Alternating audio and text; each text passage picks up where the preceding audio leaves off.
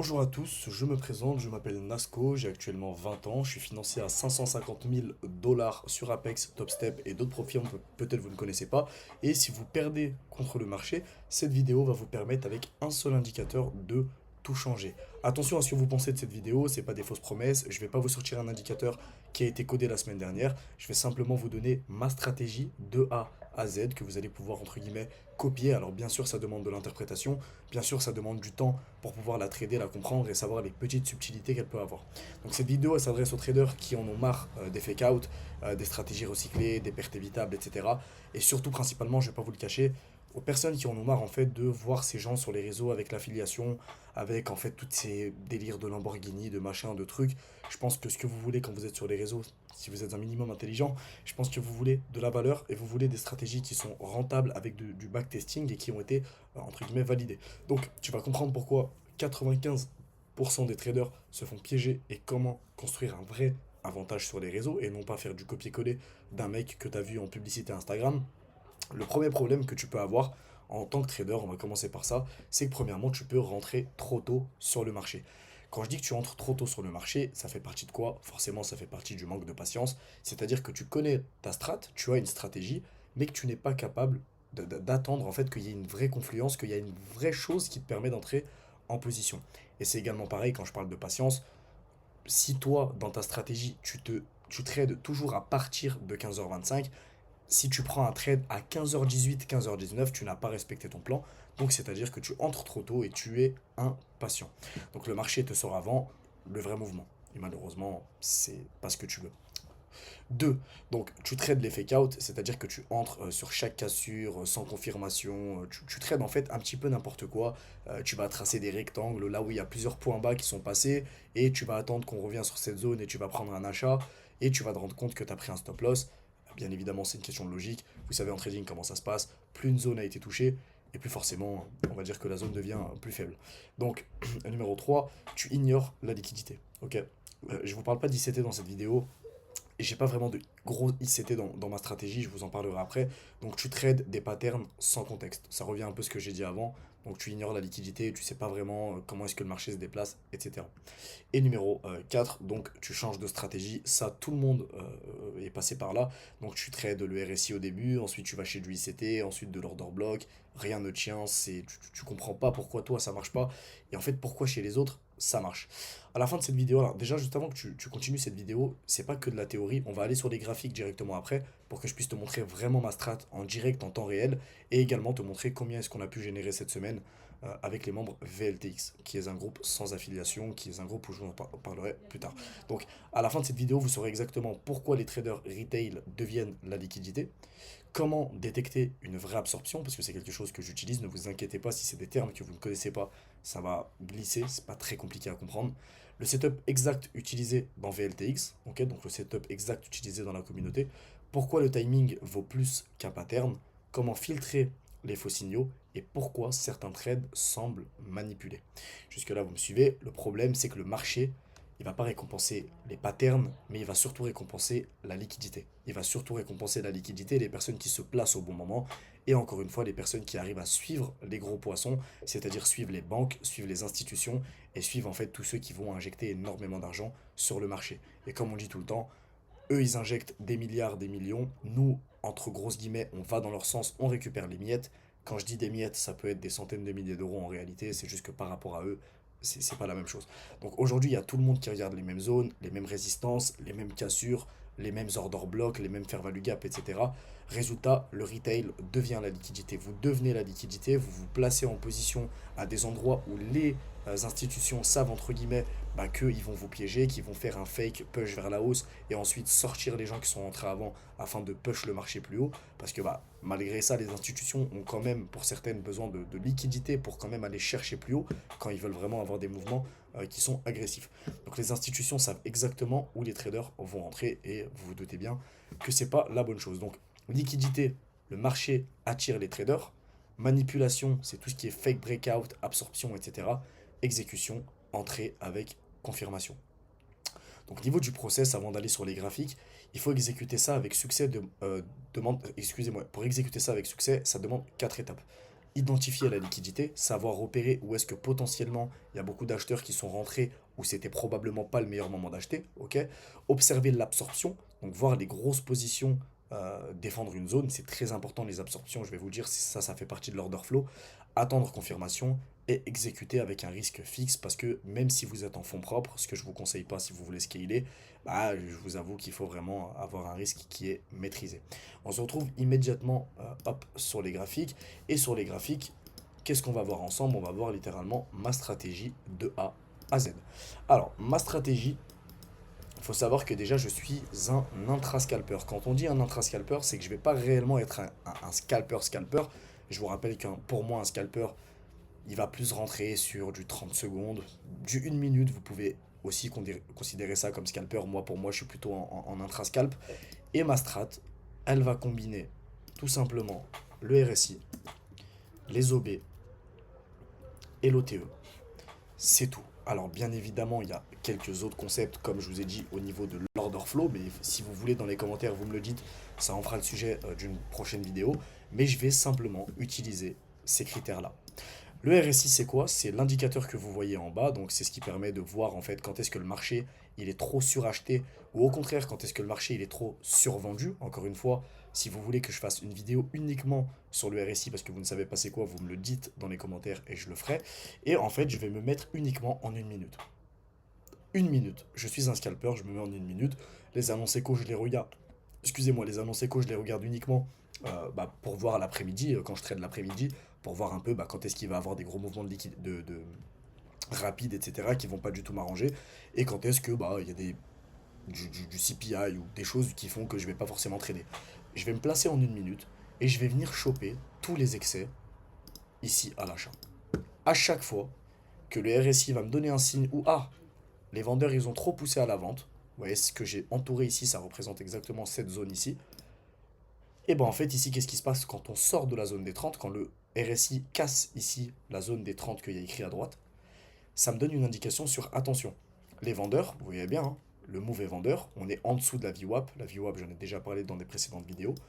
Donc les vendeurs, ils vendent, ils vendent, ils vendent, ils vendent, ils vendent. Et au bout d'un moment, les vendeurs, ils commencent à cogiter. Parce que bien évidemment, leur but aux vendeurs, c'est comme les acheteurs. Et les acheteurs, ils achètent au plus bas et ils veulent vendre au plus haut.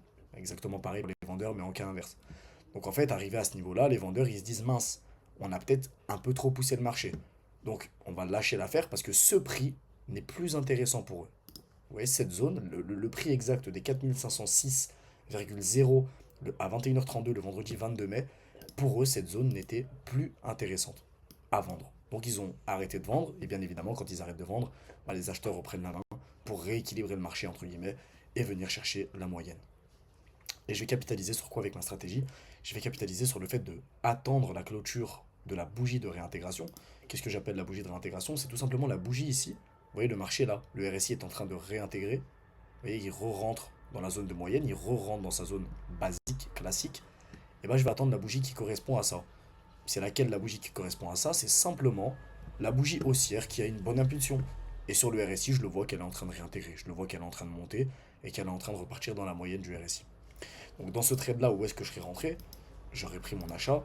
Je ne serais pas rentré sur cette bougie bleue. Pourquoi? Parce que si vous êtes trader ou si vous connaissez un peu, c'est une bougie doji.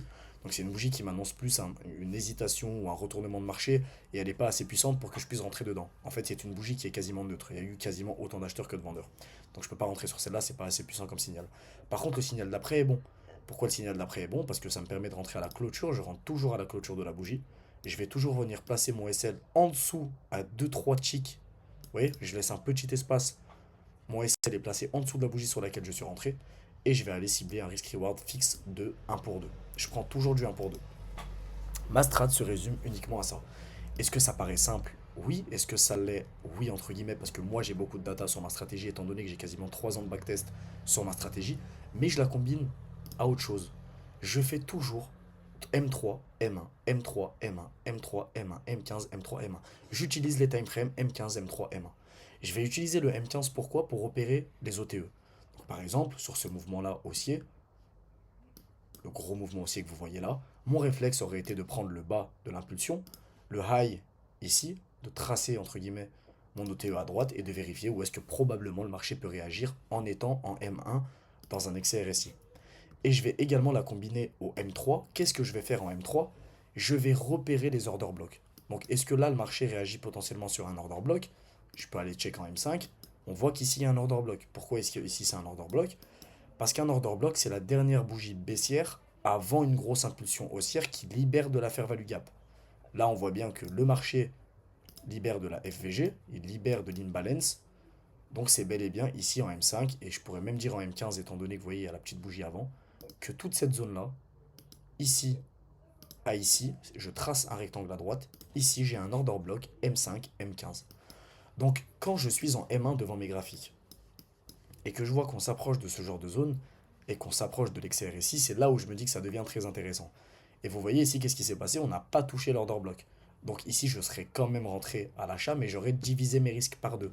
C'est-à-dire qu'en propre firme, habituellement, je risque 200 par trade. Et bah sur ce trade-là, je serais simplement rentré en divisant mes risques par deux, et je serais rentré, excusez-moi, je serais rentré à 100 de risque. Et c'est tout le temps comme ça, ma strat, c'est toujours M3, M1. On va prendre un autre exemple. On a un exemple ici. Et celui-là, vous voyez, par exemple, il passe pas. Mais il y a une raison pourquoi il passe pas. Bien évidemment qu'il n'y a pas toujours des raisons, parce que sinon j'aurais 100% de win rate, et je vous avoue que je serais littéralement multimilliardaire. Mais vous voyez, là, par exemple, le mouvement d'avant, il est trop baissier, et l'heure n'est plus la bonne pour trader. Je ne trade pas aux heures, aux 18h, 19h, etc. C'est pas des heures auxquelles je vais toucher les graphiques. Si on prend un autre exemple, si on prend cet exemple-là, ouais, ici c'est parfait. Pourquoi c'est parfait? J'ai deux raisons sur lesquelles je vais jamais rentrer en position. C'est premièrement, le mouvement d'avant qui s'est passé, le move qui s'est passé avant l'excès RSI est trop baissier. Donc les vendeurs, je le vois sur le delta, je vous en parlerai dans une vidéo qui sera dédiée sur l'order flow. Je le vois qu'en fait le delta est beaucoup trop négatif, c'est-à-dire que les vendeurs sont trop en train de push à la baisse. Jusque là, vous me suivez, le move il est trop baissier. Et la deuxième raison sur laquelle je ne vais pas rentrer en position, c'est quand il y a des bougies vertes, donc des bougies haussières, des bougies vertes qui se calent entre un move baissier. Je vous montrerai après. Hop là. Donc ça, c'est les raisons sur lesquelles je ne vais pas rentrer en position. Et qu'est-ce que je fais là? Quand j'arrive devant mon écran et je vois qu'il y a un excès RSI, je dézoome mon graphique, je dézoome ma chart, et qu'est-ce que je vois? Le mouvement est beaucoup trop vendeur depuis, on va dire, 14h18. Si je prends mon crayon, on a un point bas, un point haut qui est plus bas que le précédent. Là, boum, on casse la structure, et boum, boum, boum, les vendeurs, ils vendent, ils vendent, ils vendent, ils vendent. Donc là, la pression est beaucoup trop vendeuse pour moi. Je ne peux pas rentrer autant en contre-tendance sur ce machin-là. Vous voyez, sur ce trade-là. Excusez-moi, j'ai cru que j'avais lancé un live. Donc voilà, nickel, vous comprenez. On va prendre un exemple sur lequel le marché est haussier. Ceux-là, ils sont pas terribles, hein, parce que bah, il est midi 50 et voilà, exactement, regardez, parfait, le bon exemple. Pourquoi est-ce que je ne rentrerai pas sur cette zone-là? Pourquoi? Là, les gens qui regardent cette vidéo, ils vont être en mode, bah, tu prends quasiment aucun setup sur ta strat. Pourquoi je rentre pas dans toute cette zone? L'explication est très simple. Vous voyez, pourtant, il y a plein d'excès, hein. Regardez le marché où est-ce qu'il va, il y en a un là, il y en a un là, il y en a un là, il y en a un peu de partout. Parce qu'il y a exactement ce que je vous ai dit avant, il y a un mouvement qui est baissier, et il y a des petites bougies bleues, regardez, qui se calent dans le mouvement. Et pour tout trader qui comprend la logique des marchés, qu'est-ce que ça montre? Ça montre que les vendeurs, ils mettent tellement la pression.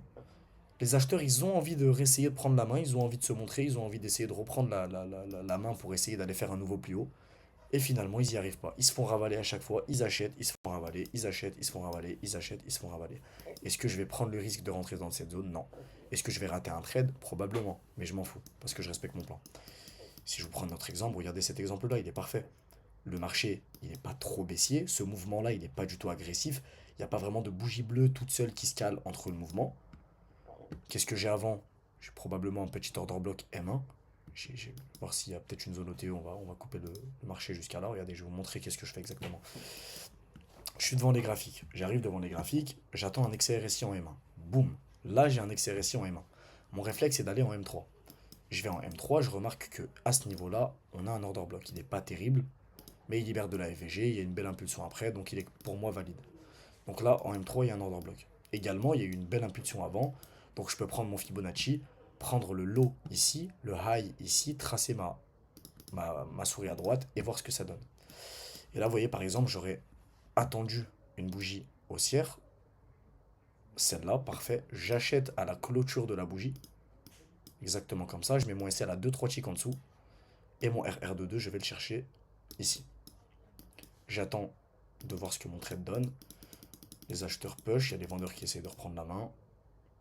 Et boum, le TP est touché. Je me mets à break-even environ à 1,50 R. Et le TP est touché. Et des exemples comme ça, j'en ai plein, regardez. On a un autre trade ici. Qu'est-ce que vous remarquez? Clôture de la bougie en verte. Je rentre à la clôture. Le SL a quelques ticks en dessous du marché de la bougie. De R, TP. Et des exemples comme ça, j'en ai vraiment plein. Il y a un très très très très bon win rate sur la stratégie. Le seul truc qu'il ne faut pas faire, c'est quand il y a des gros mouvements baissiers comme ça. Ne tradez pas. Combien de setups j'ai par jour? Je pense que c'est une question qui va se poser. J'ai environ entre 5 et 10 setups par jour, ça dépend de la journée. Bien évidemment qu'ils ne sont pas tous prenables, hein, même si on a fait des très bonnes stats la semaine dernière. Je vous tourne cette vidéo, on est le 24 mai, il est 22h16. Et si je vous montre dans le groupe VLTX où il n'y a pas d'affiliation, où il n'y a pas de fausses promesses, et vous regardez hein, les rediffusions des lives, je live pendant toutes les sessions. Donc c'est-à-dire je live avec vous. Vous voyez 1h43, 1h42, 1h26, 1h37, etc. Toutes les rediffs sont disponibles pour les membres VLTX. Et si je vais dans Journal de Trading, ici vous avez le bilan que j'ai envoyé vendredi. Bilan de la semaine du 18,05, on est le 24,05. Lundi 3,5 R, mardi 7 R, mercredi 1,5. On a fini la semaine à plus 15,5 R. Et à chaque fois, ceux qui doutent en fait de résultats qui sont entre guillemets aussi beaux, bah, vous allez dans session live et vous allez regarder la rediff, voir si on ment ou si on ment pas, en sachant que tout est pris en live, donc tout est propre. Donc ma strat, elle n'est pas très compliquée, comme je vous ai dit. Vous vous posez en M1, vous attendez un excès RSI. Ensuite, vous allez en M3 quand il y a l'excès RSI, vous repérez soit un OB, soit une zone OTE. Vous attendez la bougie de réintégration, qui est une bougie bleue avec une forte impulsion, et vous rentrez à la clôture. Entrez à la clôture. Bien sûr, j'utilise un dernier truc qui, comme je vous ai dit, est l'order flow. Si vous voulez, dans une prochaine vidéo, je vais vous en parler. J'attends des absorptions, c'est-à-dire j'attends en fait que le marché se fasse absorber. Par exemple, est-ce que je peux vous montrer? Alors visuellement, c'est un peu dur de voir une absorption, mais par exemple ici. Ici, je sais que le delta, donc c'est les vendeurs qui rentrent sur le marché. Il y a plein de vendeurs, plein. Il y a peut-être 1000 contrats-vendeurs, 2000 contrats-vendeurs, 3000 contrats-vendeurs, 3500 contrats-vendeurs. Mais là, le prix arrête de baisser. Vous voyez, dans cette zone, le prix ne descend plus. Pourquoi il ne descend plus? Et pourquoi j'ai cette belle mèche de rejet? La bougie, vous êtes d'accord avec moi, elle est descendue, cette bougie-là qui a clôturé haussière, en réalité, elle était baissière au début. Elle a ouvert ici, elle est descendue jusqu'à là, ça a rejeté et elle a clôturé à la hausse. Et bien en fait, ce qui s'est passé, c'est tout simplement que vous avez des acheteurs qui étaient positionnés ici en probablement buy limit. Donc il y avait plein d'ordres ici à l'achat. Achat. Boum, ils ont absorbé, ils ont mangé. Imaginez-vous une éponge, genre ça mange. Et boum, injection, la bougie clôture en positif. Cette vidéo, elle a été courte, mais je pense que la valeur a été bonne. Si vous voulez une vidéo plus longue, si vous voulez une vidéo sur l'order flow, je vous laisse me dire ça dans les commentaires. Pour rejoindre le groupe VLTX, c'est 50 € par mois, mais le prix de l'abonnement change à partir de dimanche, donc de lundi, excusez-moi, donc lundi 25 mai. Ça sera toujours accessible pour tout le monde. On live pendant toutes les sessions du lundi au dimanche, donc de 14h30 à 16h30, 17h, et de 8h du matin jusqu'à 11h. Merci d'avoir suivi cette vidéo. Le lien du groupe est dans la description. Ciao, ciao.